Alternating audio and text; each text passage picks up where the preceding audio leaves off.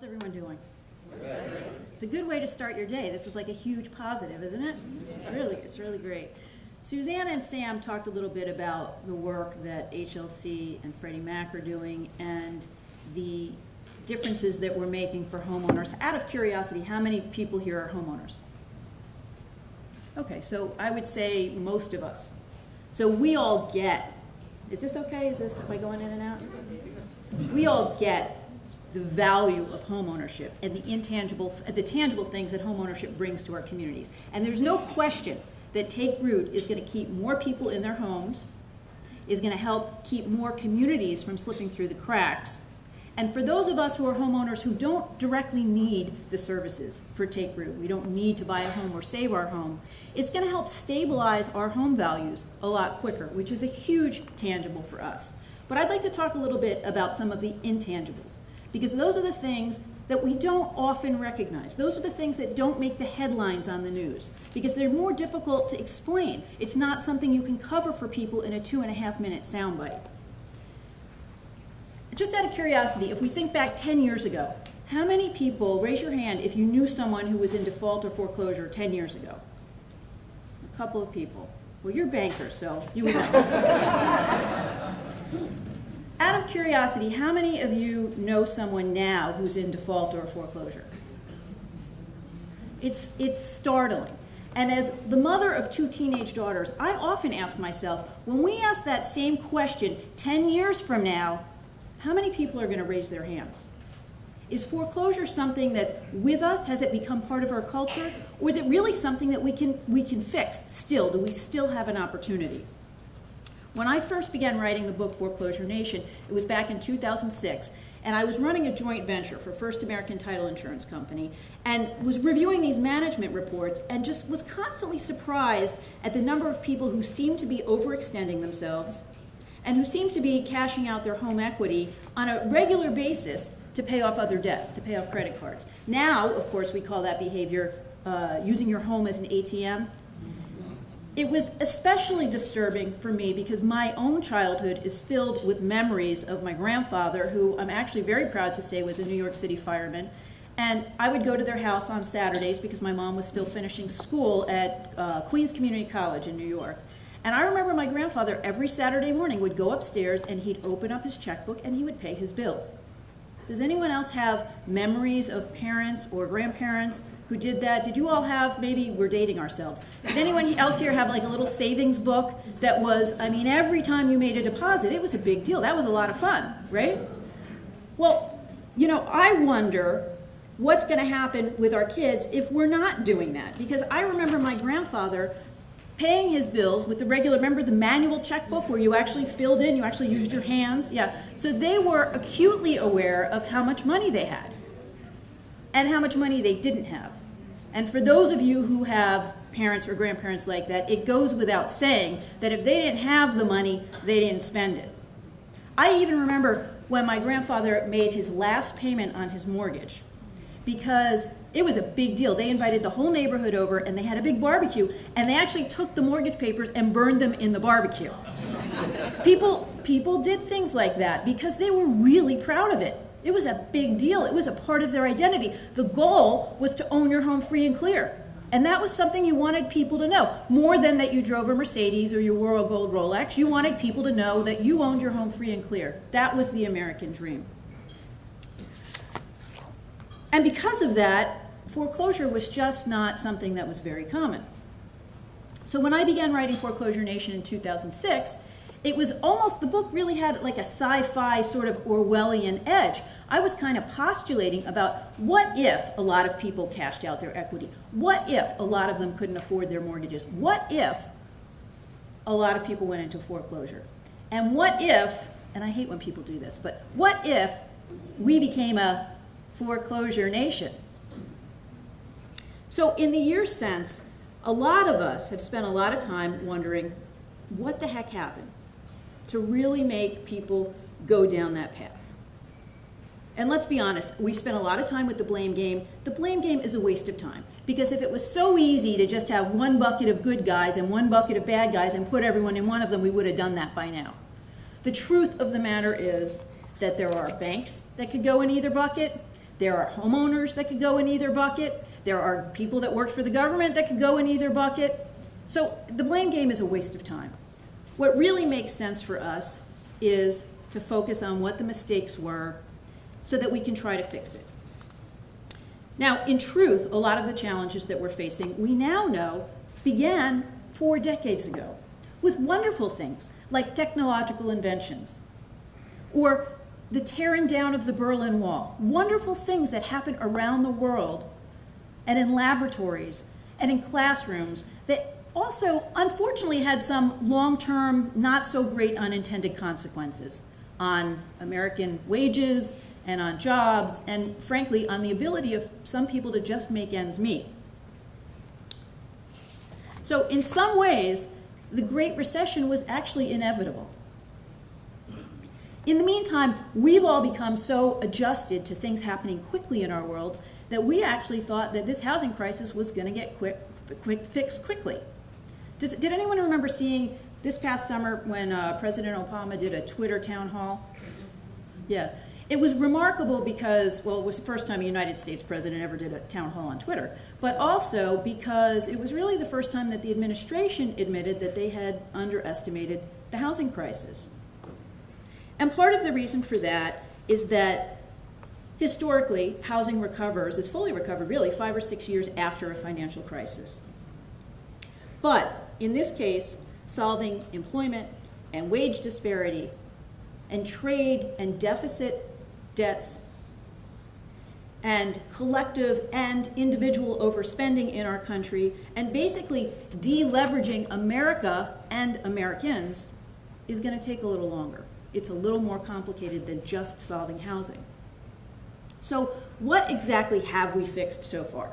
Well, I'm guessing that everyone in this room knows that, for starters, we have a 2,000-plus page Dodd-Frank Act. And more recently, we have a $26 billion settlement in the RoboSigner case. And in between, we have all kinds of investigations and lawsuits and other new laws. Who knows how many new ones. And all of those are absolutely necessary and appropriate. Most of them are. But the other thing is a lot of them are focused on sort of trying to rein in the bad guys, moving forward now. And something that's ironic is that even Elizabeth Warren has said that there will always be bad guys. There always have been and there always will be. There are always going to be people who are spending a lot more time trying to figure out how to make a buck off of us than we can ever spend trying to sort of, in a reactionary mode, stop them. So, I wonder, can a Consumer Financial Protection Bureau, which I happen to support wholeheartedly, but really, can a Consumer Financial Protection Bureau protect all consumers all the time from all of the bad guys? Or maybe, now that we've got those things in place, should we all try to spend a little bit more time focusing on empowering people to also try to protect themselves a little bit? The problem I have with not doing that is when we call homeowners victims, we take away their power. And our job is to give people power. That's a shift in intangible values that can be far more detrimental to our country than home values going down another 2 or 3%. America was built by people who believed in their own power. We talk now about, though, how complicated mortgages have become or how complicated finances have become. Yet the truth is that the same intangible values that kept our grandparents out of trouble still apply today. Things like, don't sign anything before you read it. Be careful who you trust. And here's my favorite. If it sounds too good to be true, it probably is. These are empowering messages that we can send to people. And guess what? We can do it in a lot less than 2,000 pages and for a lot less than $28 billion. Among some of the more notable reforms, including in Dodd-Frank, are billions of dollars now that our banks are spending improving their servicing. Now, a lot of that was necessary because for those in the banking industry, you know that the industry itself sort of out-modernized some of those systems that were in place, and we need to catch up. But some of those are reforms aimed at enabling servicers to better handle things like modifications and short sale requests. How many of you, just out of curiosity, remember someone 10 years ago complaining about their mortgage loan servicer? How many complaints do you guys hear today about mortgage loan servicing?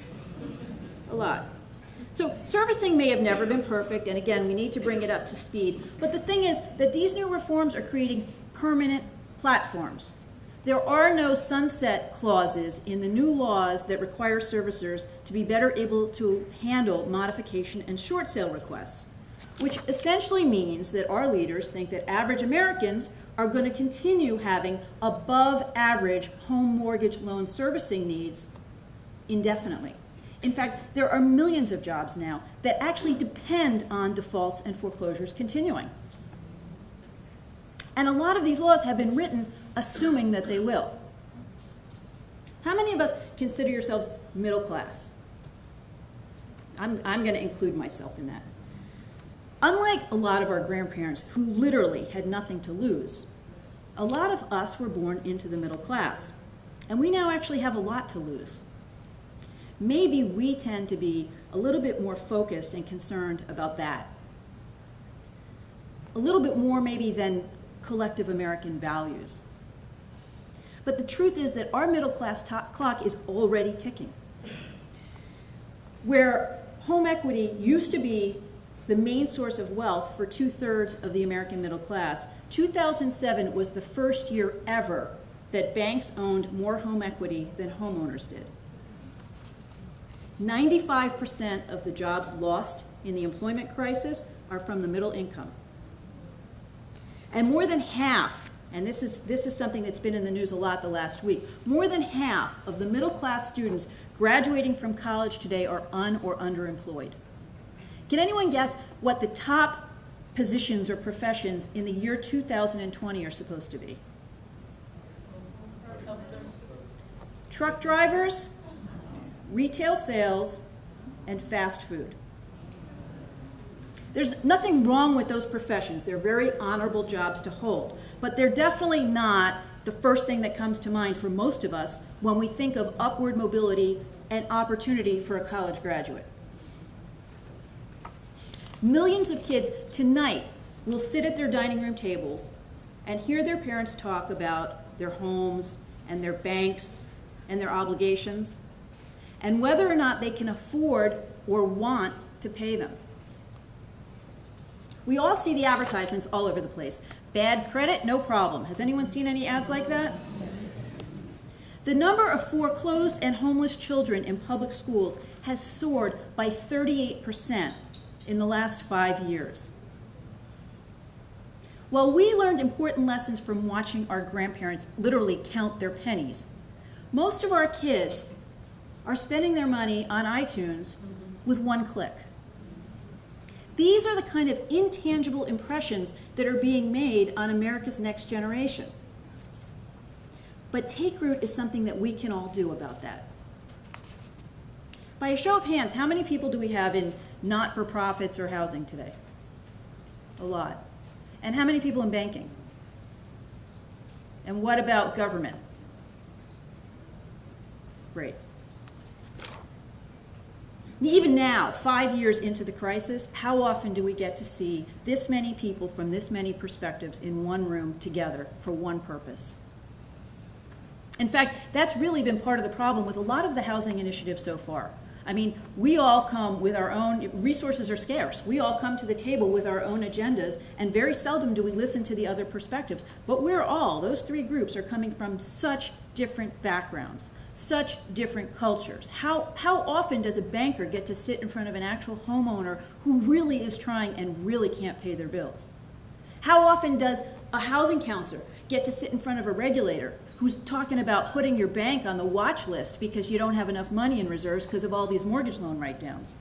And yet we don't really listen. We come to the table wanting to tell our own story with our own agenda and not wanting to hear that other perspective. And until we do that, until we figure out how to solve each other's challenges, we're not going to really be able to solve the challenges for America.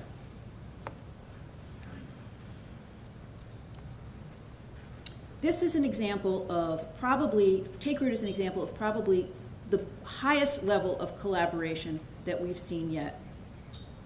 The truth is, wherever there's adversity, there's also opportunity.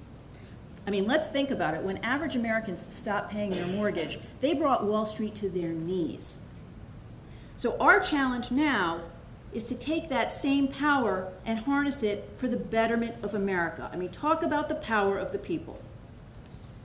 The silver lining today is actually that the crisis has brought decades of unsustainable economic trends to light. And it's brought us together, and it's given us a platform to reach people who have really needed it for a while. We just didn't know it. How many people here from the media? Great. So now it's your turn. Because Take Root's success really depends on you all ensuring that these positive resources and messages reach the millions of people who need them. Almost 15% of America's mortgage debt is right here in Florida. Our homeowners, we all know, have dropped by almost a half, and a whopping 70% of our home sales now are distressed, meaning that that's driving down the home values of everyone in this room. You from the media have the ability, or you're the only ones who have the ability, to take root to the people, to get all of these intangible messages out there, to bring pride and power back to American homeowners, and to help us all create an America that we can be proud to leave to our kids. I would like to personally thank Freddie Mac for making our state a top priority. It really needs to be, and this bringing Take Root here is one of the first times that we're really seeing visibly that our state is a priority. And of course to Suzanne and Lucy for giving me the opportunity to speak today, and to all of you for everything that I know that you are going to do to help Take Root. And the only other thing I have to say is God bless America.